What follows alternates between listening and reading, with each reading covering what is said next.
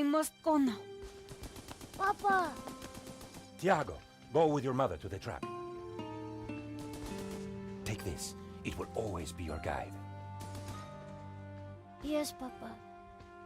We will join you shortly. Xavier, the painting. La maledicción.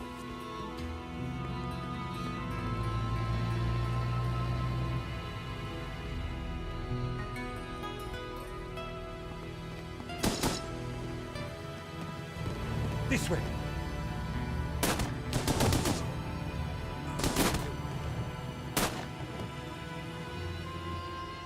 Senora, it is too late. Go! No! Papa! Senor, in here. Search them.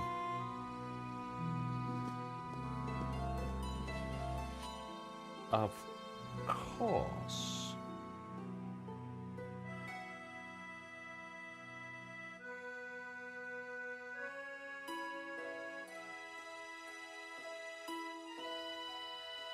Paris in the spring.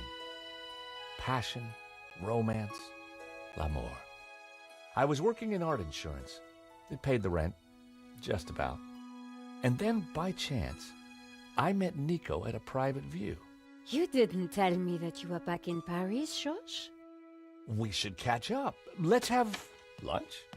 Nobody move!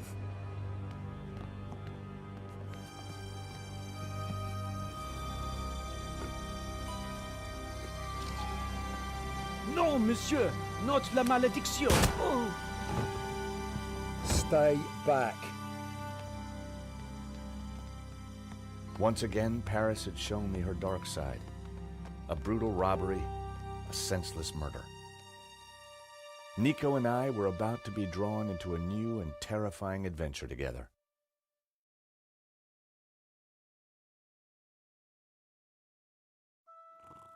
The gallery owner was dead. I guess sometimes playing the hero doesn't pay.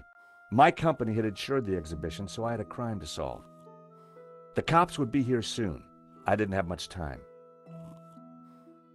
The priest was giving last rites to the gallery owner. I didn't want to interfere.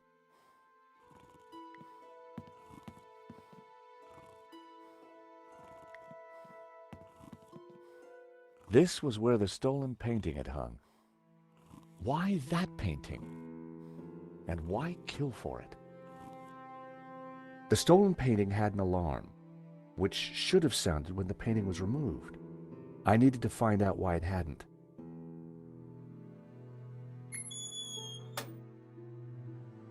So that was why the alarm hadn't sounded. A wire had been cut by someone who knew exactly what they were doing. This was an inside job. The button bypassed the pressure pad system. Cutting the wire had disabled the pads.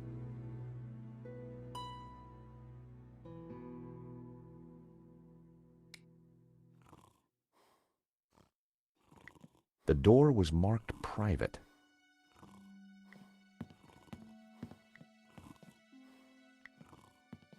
The door was locked with a keypad.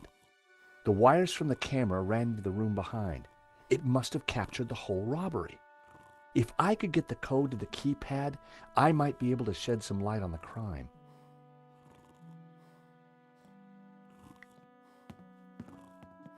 For the discerning connoisseur, a soupçon at 80,000. It was a blob of chewed gum. The thief left the pizza box behind. I wondered what was in it. Well, no surprise there. Pizza. The guy must have been hungry. There was only one slice left.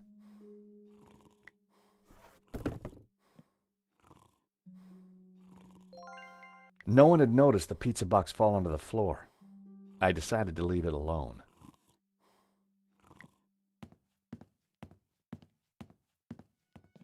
It was Hector Lane, France's greatest art critic.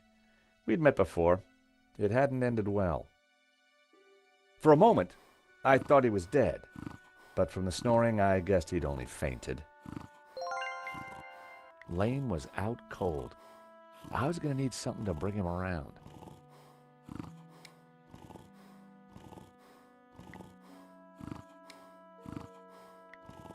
Even unconscious, Lane's body reacted to food. Lane was out cold. I was going to need something to bring him around.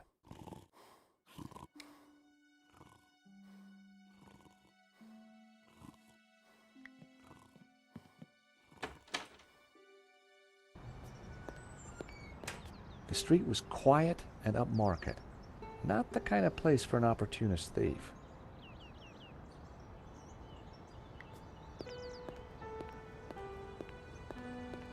The room looked like some sort of office for the gallery.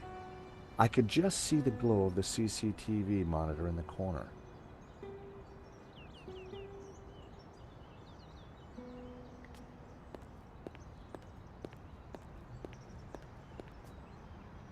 I've always been a sucker for Parisian stained glass.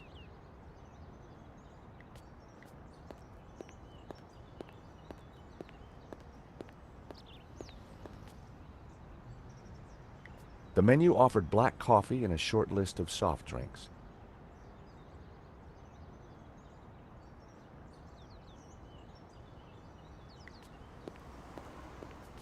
Excuse me. Monsieur? There's just been a robbery at the gallery. Oh, really? You don't sound surprised. All property is theft, monsieur. And all art is property. Therefore, all art is theft. Do you not agree? Well, when you put it like that, it's hard not to. Did you see anybody run out of the gallery earlier? There was a beautiful woman with a camera. She was chasing somebody. Oh, that must have been Nico. You know her? You surprise me. Can you tell me anything about the man she was chasing? I assume, monsieur, that like all of us, he is inherently unknowable. No wonder this guy's cafe was empty. The gallery owner, Henri, was shot dead trying to stop the robbery. Life has no meaning the moment you lose the illusion of being eternal. Right. Did you know him well? Can we ever truly know another human being, monsieur? He spent little time at the cafe, unlike his friend, Monsieur Lane. What do you know about Le Lizard Bleu? It's bourgeois, vacuous, and overpriced. Just like its curator, Lane. He's always in here, you know, talking art to his latest flusée. What do you know about Hector Lane? Lane? Oh, yes. He drinks here sometimes. He slid away last night without paying. Last night? What sort of time? After midnight, for sure. If you see him, give him this bill, and tell him to pay up next time.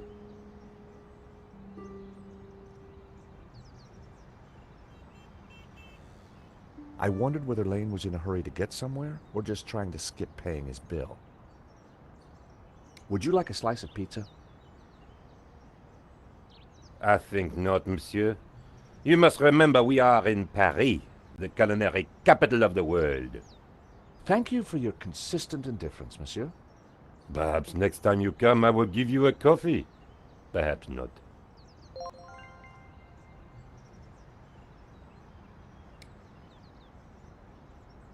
Lane had run up quite a bill at the cafe. It was my phone, mankind's most treasured possession. Hi, it's me again. You assume, monsieur, that it was you last time. Anything else you can tell me about Le Lizard Bleu? Rien, monsieur. So you and Lane aren't best of pals, huh? The man is a second-rate critic, peddling meaningless aphorisms. So Lane ran up this bill last night? Are you sure? Oh, yes. He was plying his latest pickup with my best champagne. Thank you for your time, monsieur.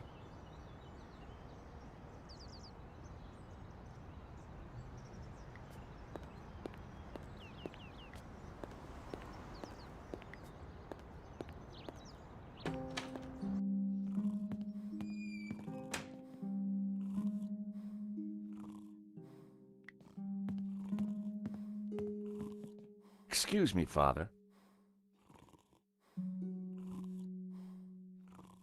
Yes, my son. I'm George Stobart.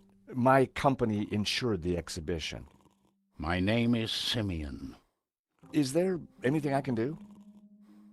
You can pray for his soul. A senseless murder. On the contrary, this killing makes plenty of sense. What do you mean? A great evil has taken place. This is the work of the devil. What? I am a Dominican priest. I know these things. And now, excuse me, I must pray. 1 minute, I'd been planning dinner with Nico. The next, I was talking art theft, murder, and the devil with a priest.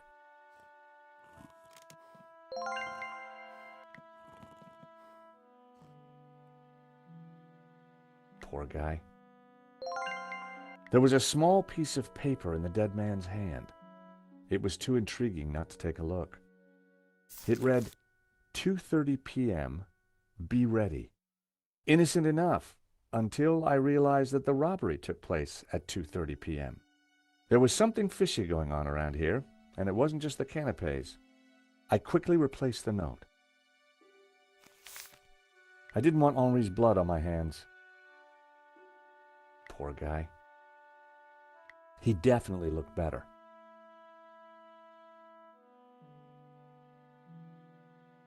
Hair today, gone tomorrow. In Henri's pocket was a tiny bottle. It was a bottle of Brett. The label claimed it would wake the beast within.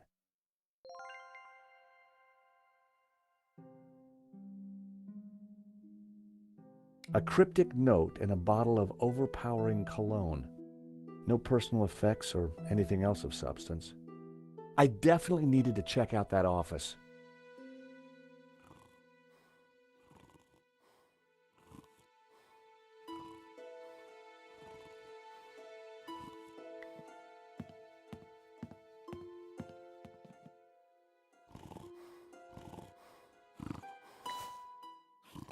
In the pocket was a pair of nail clippers.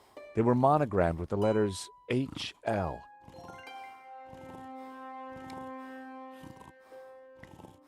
Not a snowball's chance. Time to awaken the beast. What?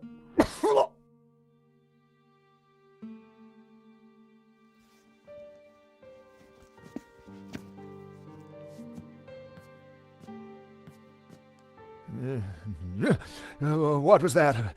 It smells like the 70s. Where am I? You fainted. Welcome back to the land of the living. I wouldn't exactly call this living. Don't just stand there. Get me something to eat. I've had a terrible shock, you know. I'd picked up a piece of pizza. I found a slice of pizza. I asked for food, boy, not a cardboard simulacrum. Oh, okay, if you don't want it. I didn't say that. Now give it here.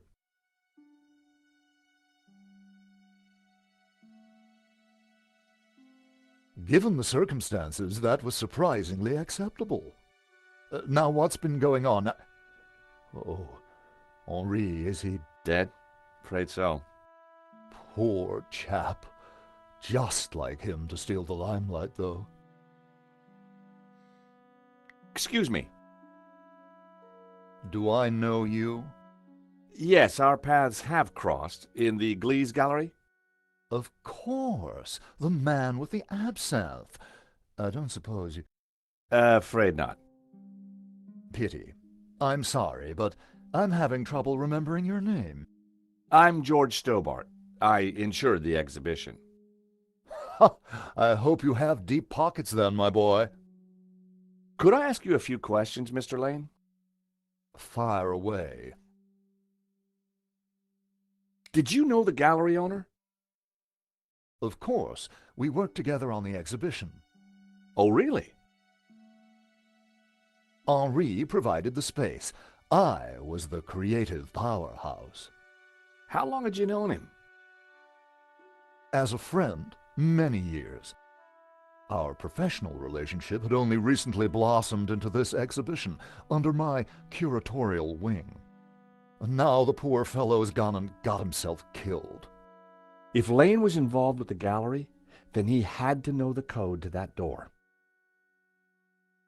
Do you know anything about the stolen painting? Of course, dear boy. La Maledictio, a little-known work, turned up at the last minute. What about the killer? Were you able to get a look at him? A delinquent in a tin hat. Beyond that, I don't really recall. Oh, yeah, you fainted. Those of us with a higher aesthetic are more sensitive to violence. So you curated the exhibition? What's it about? A brilliant retrospective. A dialectical window on European art's ongoing discourse with the unresolved psychoses of the nation-state. Wow, you took the words right out of my mouth. So, you help run this place? Maybe you can give me the code to that door. The code to the office? I just thought you might have the number. I do, but I couldn't possibly give you access before the police arrive. I figured I wasn't going to get the door code from Lane by playing nice. I needed to turn the heat up. Mr. Lane, you're really going to have to give me the code to that door. And why, pray, should I do that? Because the way the cops will see it, you're the prime suspect. We both know you're innocent, Mr. Lane, but the cops, well, they may not see things so simply. I might be able to get them off your case, but in exchange, I'd like the code for the office door. But that's preposterous. The police would have neither evidence nor motive. Funny you should mention that. Take a look at this. What of it? It's your bill from the cafe next door. So? You sure drank a lot of champagne last night without paying the bill. But you told me that you were away from Paris last night. I hate to say it, but that sounds like a lie to me. Tell you what, you give me the code to the door, and the police need never know. This is ridiculous. You have no motive and nothing that connects me to the crime. Have it your way. I will get that code. How about some more of this? I don't think so. As a sel volatile, it was acceptable. As a cologne, it would be barbaric. Someone sabotaged the alarm on the stolen painting. A wire was cut. What? Who could have got into the alarm system? Exactly. It was an inside job, Mr. Lane. You're not suggesting that I... Well, I'm afraid that's the way the cops are going to see it. That's preposterous. How could I possibly have cut the wire? Are these your nail clippers, Mr. Lane? Yes, they have my initials monogrammed on them. Huh. The perfect implement for cutting the alarm on the stolen painting. What are you saying? Well, the alarm was sabotaged, Mr. Lane. It was an inside job. Are you accusing me? How dare you? Now, I believe you. I absolutely do. But will the police? You have the motive. There's the evidence. Evidence of sabotage, along with the gaping hole in your alibi. Look, give me the code for the office, and I can make your problems disappear. You, sir, are a blackmailer. Yep, got it in one. The number is 6397. But your accusations have absolutely no substance. I had the code. The police would be here any moment, so I had to work fast.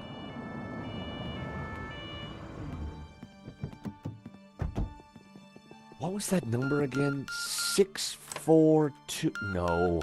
Everyone, hold it right there. Damn it. I am Inspector Navet of the Paris Serious Crime Squad, and I hereby declare this crime scene open. Closed. Now, nobody move, especially you on the floor. Moo, I want a total lockdown. Nobody in or out. Apart from me, of course.